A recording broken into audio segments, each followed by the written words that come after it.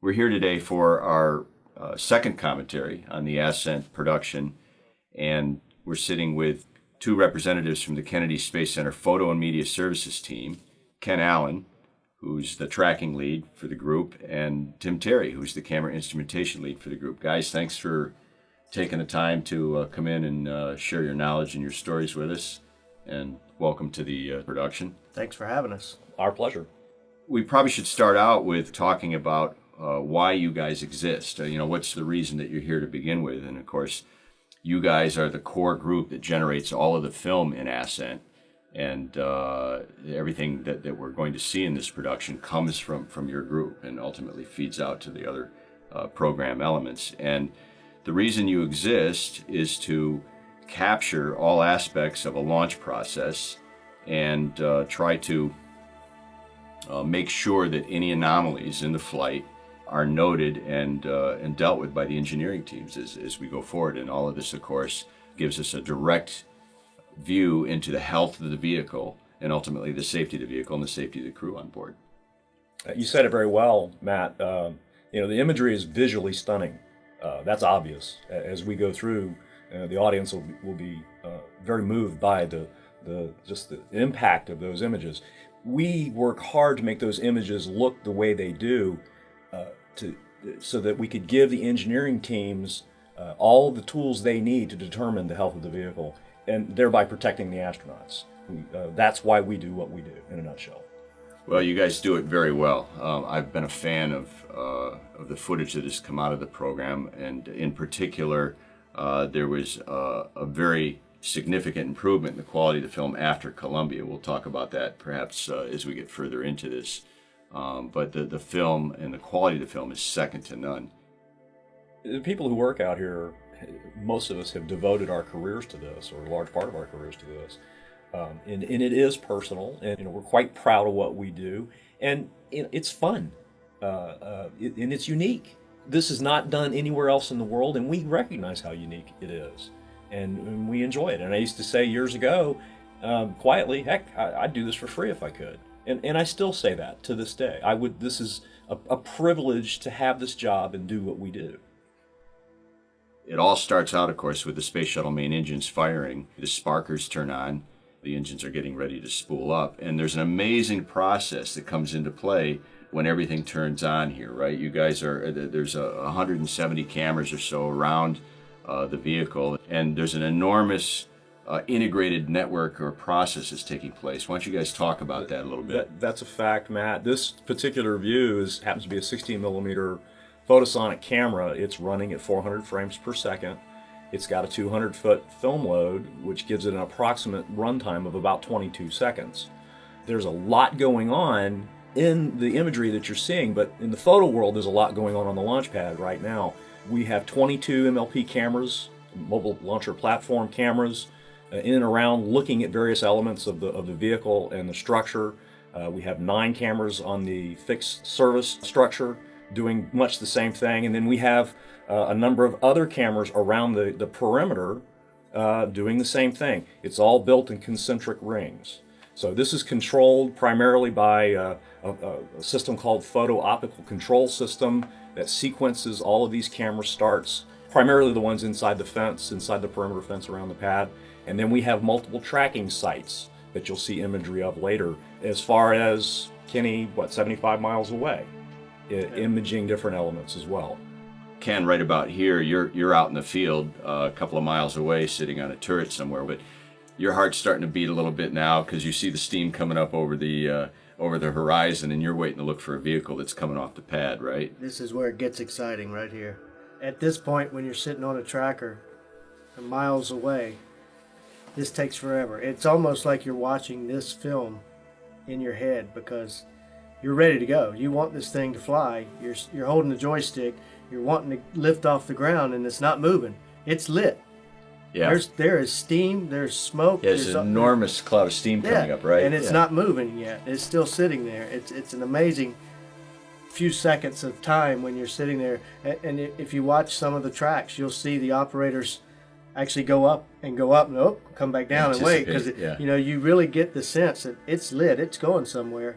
But shuttle's one of the few things that lights and sits there for a few seconds before the solids ignite and it actually starts moving. The anticipation of what's about to happen, what you're about to hear, the sound waves hitting your chest, everything is just, it's awesome right here. This is all brought on by weeks and weeks and weeks of setup and planning, that what you see is just the final product. You really can't understand or fathom what goes into getting this what we do. We go through a lot of preparation to get to launch day. It takes about, from start to launch day, is about a 6-week process of servicing equipment and doing our procedure checks and deploying all the assets. Launch day is actually, it has kind of a party atmosphere. You kind of breathe a sigh of relief that, okay, we're here. It's very hard to imagine the extensive network of cameras that you guys have. There's all of this complexity, and the more complex a system gets, the more prone it is to having failures or breakdowns. You guys have had an absolutely stunning success rate during your history, and it's a testimony to the quality of the team and the individuals that work for it. That's a good point, and I have to tell you, one of the things that attracted me to this job 20 years ago was the quality that has always been here in what we do. And it's only gotten better over time. Keep in mind that a film camera is an electromechanical moving device. And these particular cameras that we use, the photosonic models, are Cadillacs in that industry. But they are still electromechanical moving devices that are prone to failure. Our success rate has always been in the upper 90th percentile, but since return to flight, we have been in the 98, 99, and in some launches 100% successful. And that's no accident. Even though the equipment I would consider to be Cadillac in the industry, it's due to the dedication and the work ethic of the people here in this small organization that has given NASA all of this great imagery for a very long time, very consistently. 26 people work directly together in the photo, but obviously we have support. The timing that you see is a separate group. They're just responsible for timing. They make sure that all of our signals to us are good, the right levels. We have generator people that on our outlying sites where we have trackers, they provide a generator. Timing, there's no cables. We have GPS antennas, but those systems have to be tested that they're right on time with all the rest of the cameras, because it's real critical that each item has the same timing on it. So if they're looking for a specific event, every single film item is on the same time. So we have a lot of people that support us, but our direct group right here is 26 people. One of the things I want to point out real quick is in this view that we're looking at right here, you can see on the right-hand side one of our camera enclosures. That is a half-inch steel box surrounding another half-inch thick aluminum box. The pressures impacted on that location, and here you see it on the left side, are phenomenal. There's 2 levels of nitrogen purge going into the internal enclosure. One's at about 7 psi to create an ambient atmosphere, a non-explosive atmosphere, and another one's at 750 psi that will be directed across the face of the port to blow away any debris. But because we put dry nitrogen purge inside that box, that film that we load in that camera can only stay in that environment for so long. It will actually dry out and crack. We put sponges in the enclosure to add a little moisture back, but we only have about a 3 or 4 day window before we know from history that dry nitrogen will impact that film. So if they scrub launch for whatever reason, we have to find a window where we can get back out, open up those boxes, and replenish the water in those sponges. Otherwise, we know that film's going to break on start. This is one of the on-pad camera enclosures showing this Right. view, but you guys also install cameras, and you have to climb up that ladder. Is Right, that correct? That's exactly right. That ladder that you see there in that structure, at the top of that ladder is a door, and inside that door is this camera. We're looking to make sure everything disconnected like it was supposed to. We're making sure the door closes. We're looking at, not me, the engineers, flame blow by. They're looking at all that. There's a lot going on here that's of interest to the engineers. Yeah, and look at that door rattle around. Oh, I mean, yeah. it's there's a whole lot of shaking going on outside as that vehicle clears the pad. The height of those tail service masts, which holds these umbilicals, is probably what? 35 feet maybe. Yeah, it's from up base there. to top. It's up there. Yeah. It's very big when you stand It's next to it. a huge structure. They have these this camera and this lighting system inside. They want to make sure they know what's going on with the umbilical disconnect. And so you guys are responsible for both the lighting and the cameras inside. We are, and a matter of fact, I'm glad you brought up the lights. The lights that you see there illuminating the scene have been transitioned to LEDs. I'm not sure if they were LEDs in that former view, but prior to that transition, they were incandescent bulbs, and the G-loading from launch almost 100% of the time blew those lamps before we ended our film run. And it became quite an issue around return to flight, and we did a lot of work. Engineering came in and helped us, and we solved the problem, and we've got a system that now is real reliable. Do you guys have a sense for how many feet of film we go through on any given launch on a rough basis? I couldn't give you a final number. I'd be guessing, but it's probably in the order of, because they use 1,000-foot loads on the 35 tracking items. Right, and there's 15 trackers, so that right there is 15,000 feet of 35 millimeter. Yeah. I want to say it's somewhere in the order of 20,000 feet. Wow. And I'm off a little bit there, but it's in that neighborhood. Yeah, so that's an enormous amount of film. Right after the launch and everybody shuts their cameras down, what occurs with the team as a whole? What do they do? Well, I can start first because on the tracking items, when you're sitting on the tracker, the camera is within 2 feet of your head. Yeah. So immediately after launch, you download your film out of the camera, whether it be a 70 millimeter or a 35, where you just take the magazine, and you start your trek back to a rendezvous point where we have a film downloader that will ready it for shipment. The pad stuff, which Tim is the lead for the pad stuff, is a little bit more difficult because they have to safe the pad before we can get in there. Well, that's true. Ken's exactly right. We work as teams. The pad is divided up into sections, and we have basically 4 teams or groups. And my job is to work with the safety office and the NASA test director at the assembly point to send those crews out as the areas are safed by the safing team as quickly as possible, but as safely as possible as well. We generally get the perimeter items first. We work from outside in, and then we will work up the FSS, the fixed service structure, and then the MLP, mobile launcher platform. And the last items we get are camera sites 1 and 6 that are near the LO2 and the LH2 fuel farms. It takes about, I would say, an average shuttle, it takes about 5 hours to pull every film item down. To take you back a few years, we used to process all of our own film right here in the building we're sitting in. Right.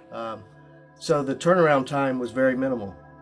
It didn't take long. We could process it, print it, and get it right over to image analysis so the engineers could start their analysis of the flight. So now we have to fly our film to Atlanta to a processing company up there, which takes a little bit of time. That's where the HD video came in. The engineers needed something to look at immediately after flight. When I say immediately, within 20 minutes, they're looking at our HD video. It takes about 24 hours, and this is an amazing thing, for all of our film in 2 flights usually to be flown to Atlanta, to be processed, scanned into HD, and flown back to get to the image and analysis people in the VAB to start looking at it. In the meantime, they're looking at all of the HD footage. It's not as high resolution as the film, so if they see something in the HD, there's a mirror image in film, and they'll go to that film item and then bring that up at the same amount of time. You can see the timing on the film. Right, the time code grounds everything to the same. That's how they find baseline. Where they want to look at, and they can compare the HD item. Okay, we saw something we want to look at closer. They go to the film item. But all of that film turnaround, again, 24 hours for us to retrieve it, for us to offload it into canisters, to fly it, to process it, to scan it, fly it back, and get it to them. That's an amazing feat.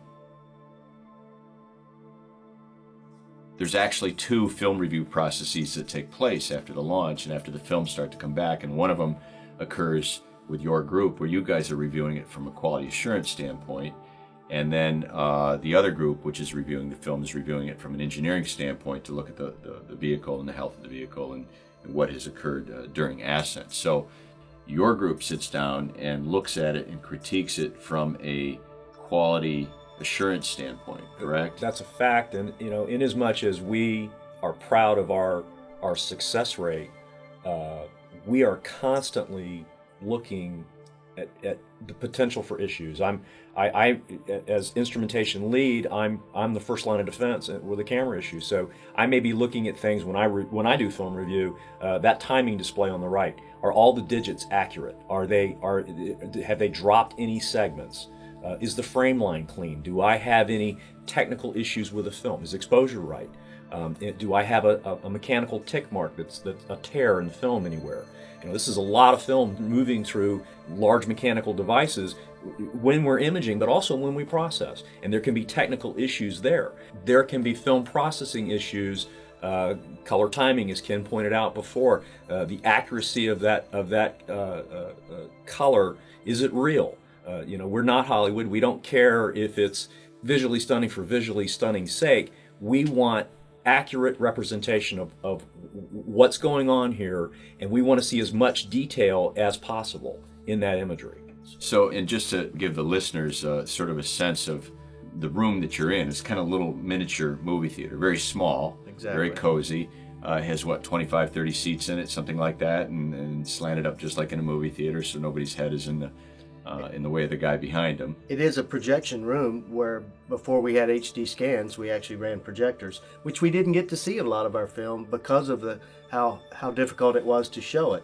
And also, when you run film through projectors, you could damage it. You could burn it if you stop at the still frame. You could burn up frames, and so we didn't get to see a lot of our film back in the early days. Now that everything's scanned to HD, we get an immediate copy of all of it, which is great because we get to see things that we haven't seen. Even though we've been shooting this for years, a lot of this stuff we've never seen before. And with the advent of HD scanners and all, it's a lot better for us. Ken makes a good point.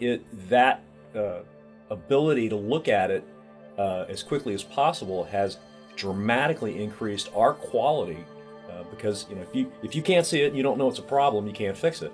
And it's given us that tool to increase our quality and to fix problems before they become a bigger problem. Right. And the engineering community, when they're looking at this, they're not looking for camera problems. They're looking for orbiter issues. Right, so a lot of times we never heard that there was a hair in the frame or that the timing, one of the segments were out or stuff like that. So we didn't know. That camera may be lubed and cleaned and put right back into service, not knowing that there was an issue. Now that we see those things, we take out the little tiny problems that are not major problems, but they bug us. We see it, it's like, wow, that shouldn't be there.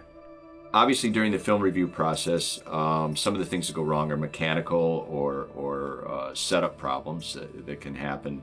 But oftentimes, with the manual tracking, of course, you have the human sort of component to it all. You guys effectively are operating a joystick, and in some matter of speaking, you're playing a real-time video game. You're tracking this vehicle with a joystick through a scope. And there's a lot of excitement, your heart's beating, a lot of pressure to keep on target with this thing, and it's like looking at a little point of light pulling away at 3 Gs, going thousands of feet per second and accelerating even faster, and if this thing falls out of frame, it's really hard to get it back in. And so I suppose that some of these film reviews, when you guys quite aren't on your game on a particular launch and maybe lose frame, that there's a little ribbing that goes on perhaps in the review team. It's extremely fraternal. It's all good natured, and there is some hilarity to it, but it's all very serious. We take our job very seriously, and we're always constantly trying to improve.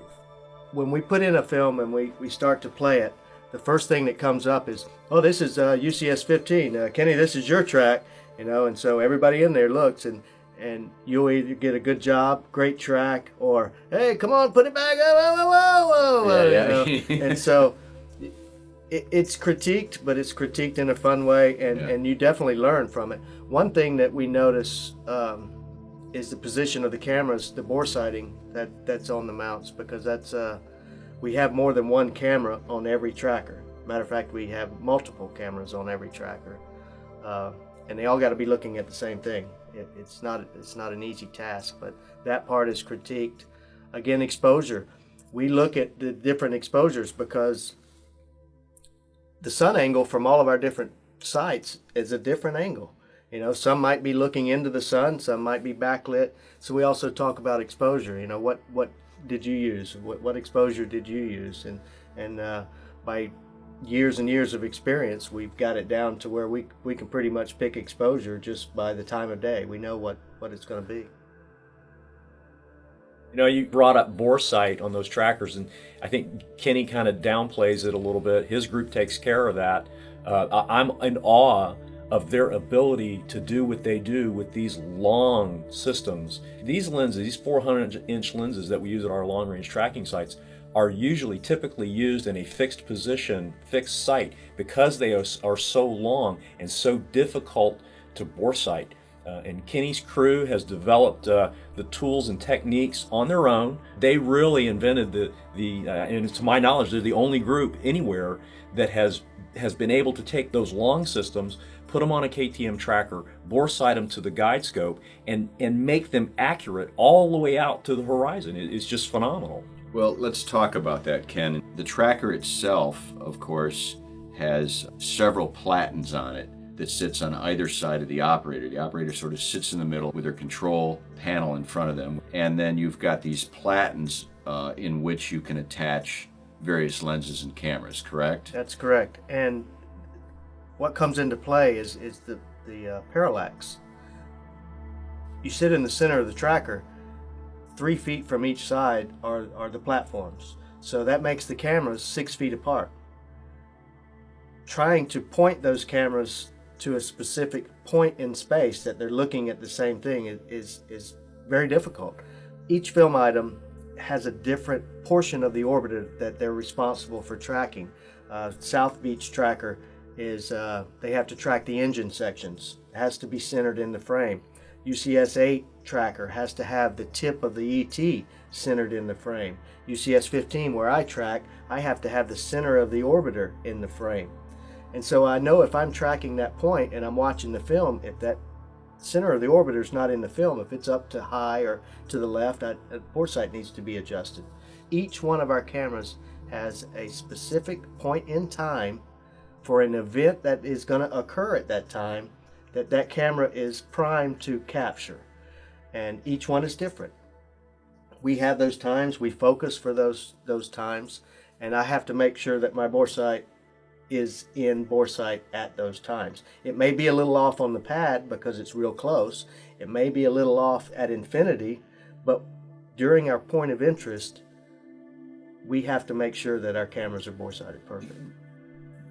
You cannot bore sight on something close to you, because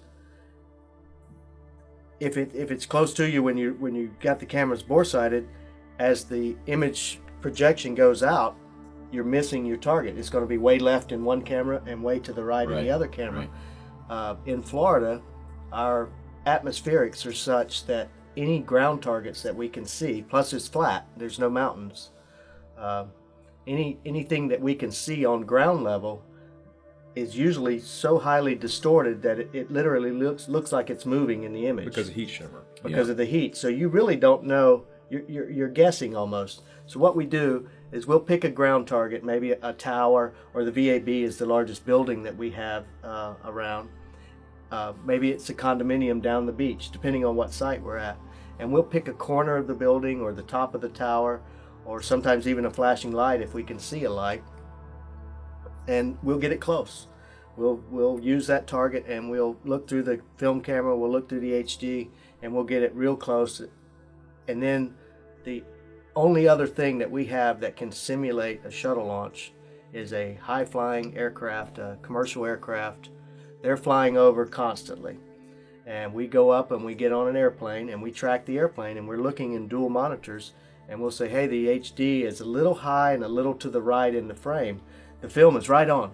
So we'll come back down to the ground target, we'll go to that, and we'll move the HD camera a little low and a little to the right, whatever we may need. Then we'll go back up to the airplane and we'll track the airplane. And we'll do this 15 times until we're tracking an airplane and the nose is exactly the same in each frame. The tracking operator is tracking the nose and was like, all right, we got it. We'll lock it down and we'll call that mount ready. This could be a week, 2 weeks prior to launch, but it's a heck of a process, very detailed, and I think, like Tim says, over the years we make it look easy, but if anybody was to come up and we tell them to bore sight that, I don't think they could do it. They couldn't do it. And I don't think they could. What Kenny's talking about really is using tools. There's no video pickup on a film camera that you can just plug a BNC cable to and get that imagery. We developed here amongst ourselves. We sat around and we talked about how we were going to do this, and we took a bore sight tool that goes up on the film camera in place of the magazine, and we've put specialized cameras inside those tools so that it could see the film plane. Oh, so it feeds a video signal back? Absolutely. Yeah. I mean, we did that here. Nobody taught us how to do that. We did it on our own, and there's no other way to do it. Our little tools that we've developed make it a lot easier for us to do what we do, and again, it's one of the most difficult jobs. How do you get someone proficient and into the flow of actually doing tracking? Absolutely. How do you train to be a tracker? They don't have tracking school. I mean, you guys are the tracking school. So how do you bring somebody in and do that? We've set up several times when we've had an influx of people. We set up a tracker here in the facility at the hangar. We go through the tracker controls, how to power it up, how to turn on each axis, azimuth, elevation axis, stow pin removal, stow pin storage, brakes. Each one of these different functions can shut the mount off. If you have a brake on, you can't turn it on.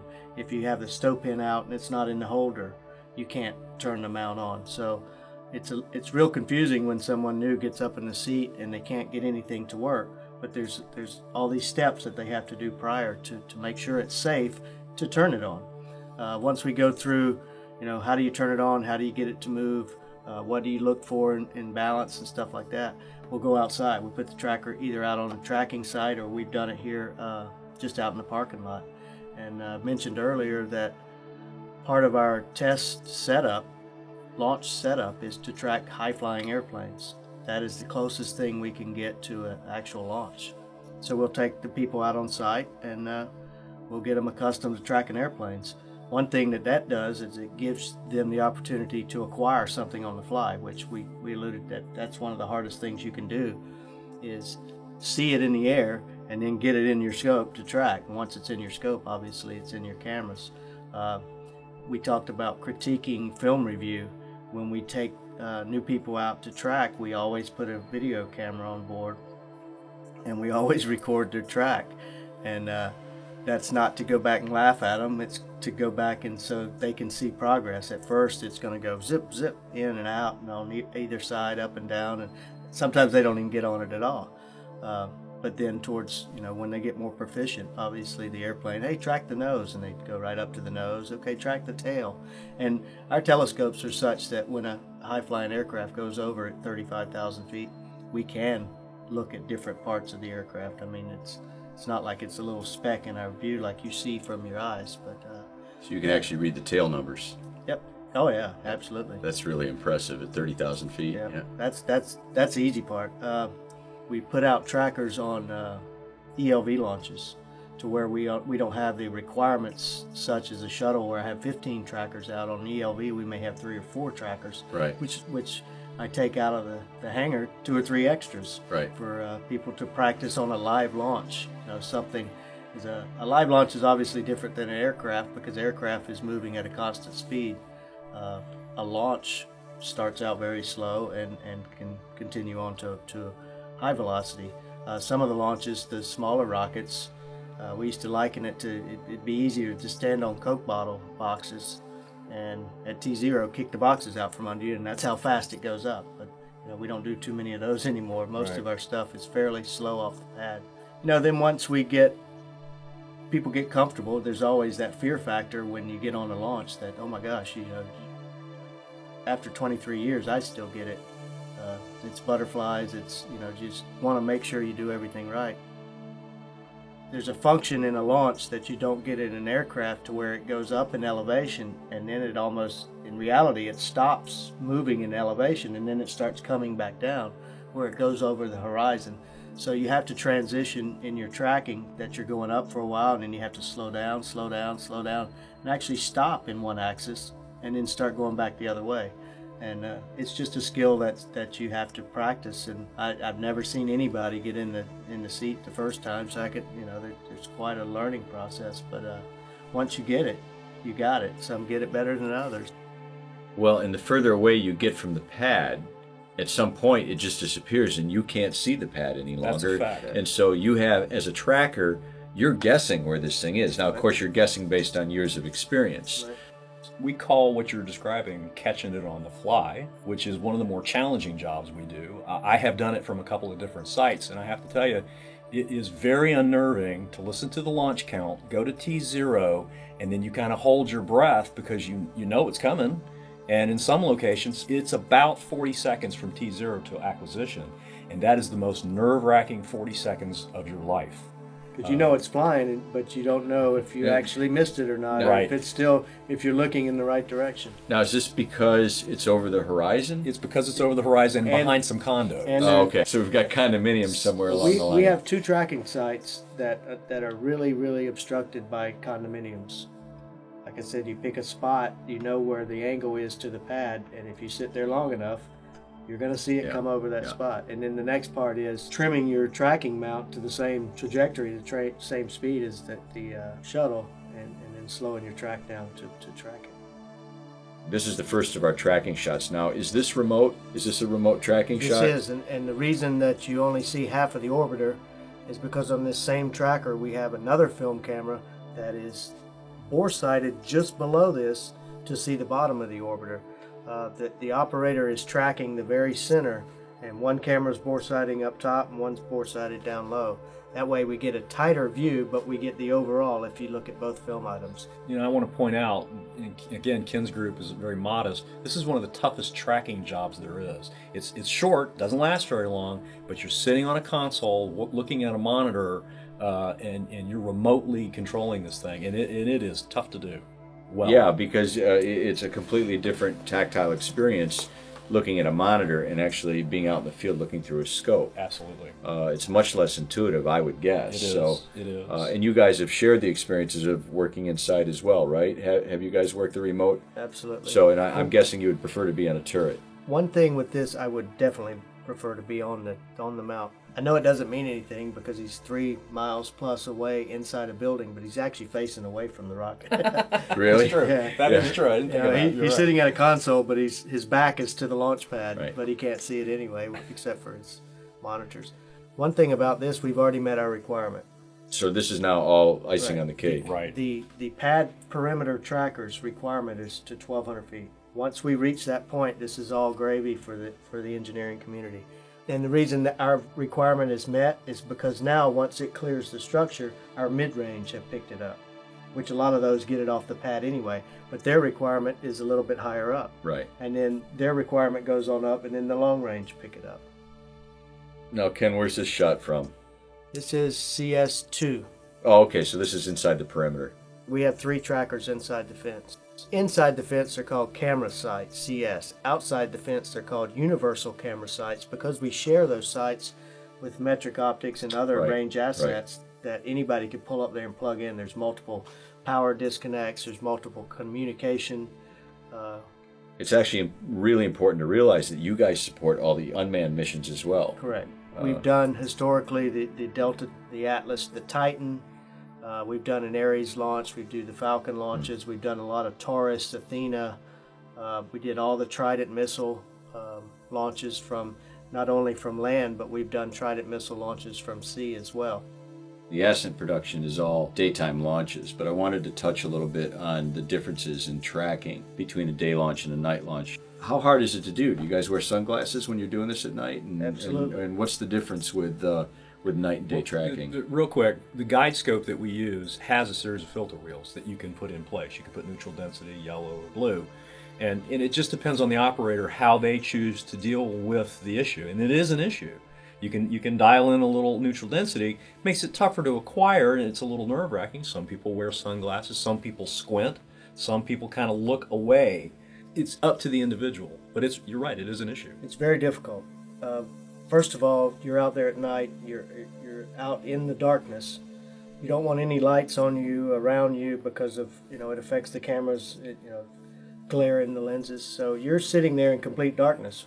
Well, your pupils have opened up 100%. And you're standing there, looking through a tracking scope, and your pupils are wide open. And that thing lights off, and you're blinded.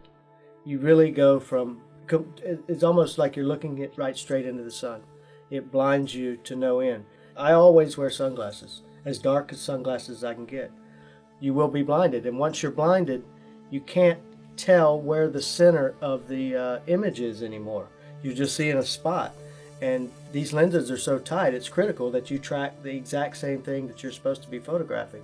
And when you can't see that, you're lost. The downside to wearing the glasses and the filters and all that, as it gets up and gets away, it's not as bright anymore and you can't hardly see it. So at some point you reach up and you pull your sunglasses off and you just kind of throw them on the ground so that you got to concentrate on what you're doing. It's hard to do at night. It really is. Anyone who's been in the area during a shuttle launch at night knows that when it launches, it's daytime. It turns daytime for a brief, 10, 15 seconds, whatever. One of the first return to flight launches that I worked at night was at Ponce Inlet, which is roughly 35 miles north, something like that. At least. Okay. So I can recall, and I'm actually trying to catch the vehicle on the fly about 45 seconds after T0 is when I first see the vehicle. What struck me about it, that far away, it lit up like daylight. It astounded me. I didn't expect it to go that far, but it does. Tracking at night for me is, as opposed to Kenny's experience, is easier. Kenny's close in. He's less than 2 miles away from the pad. I'm, 18 miles away, whatever I am, and I have to catch the vehicle on the fly. So it's more difficult to do that during the day because I can't see it as well. Well, at night, it's super easy because when it lights off, it's right there. I can see it. You know where it's at on the horizon. So I kind of breathe a sigh of relief. I don't have to go find it. It's going to come find me. And, so I like night launches for that reason. And actually, I think it's notable, Ken, that you're one of the few people that's been with the program since the very beginning. You have actually tracked in some capacity every single shuttle launch. Absolutely. I was on the island of Grand Turk for STS-1, tracking with the telemetry antenna. And it was very exciting back then, and to see STS-135, it's still exciting. It's all part of the space program that America's all about. Yeah, I mean, it's amazing. So you were 19 years old doing your first telemetry track, and so here we are 30 years later, and you're still at it. Kenny, why don't you take me through when we hit T-9, and the countdown is now starting as you're preparing to do your job. And Sure. Tell me how this, what you're doing mentally and the switches that you're clicking and sort of what you're sensing as you go through all this. On a typical launch, we're on site 4 hours prior to launch, and through the first 3 hours, it's making sure everything works, reporting back to our controllers that we're 100% operational.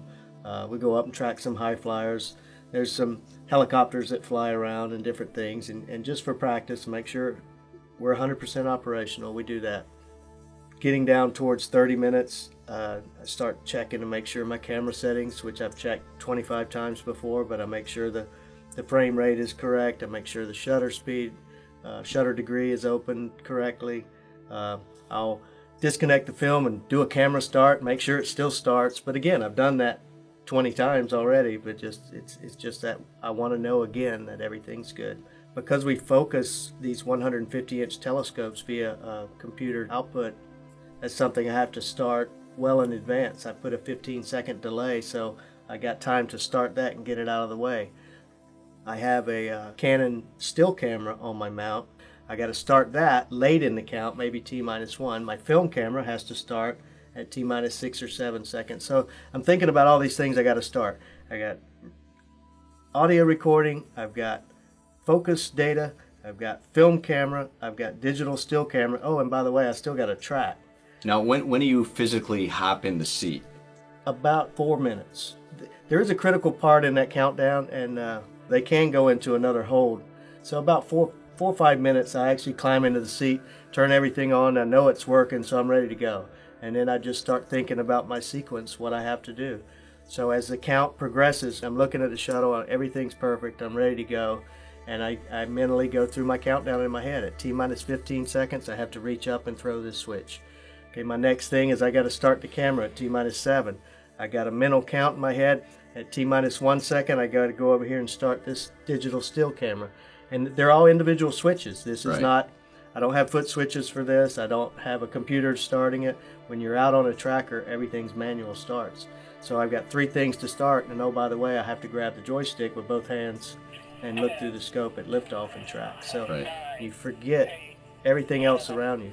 And when it lights off, it's such a powerful vision, and then the sound waves hit you in the chest like almost like somebody sitting there pounding on you, maybe like an ape pounding his chest.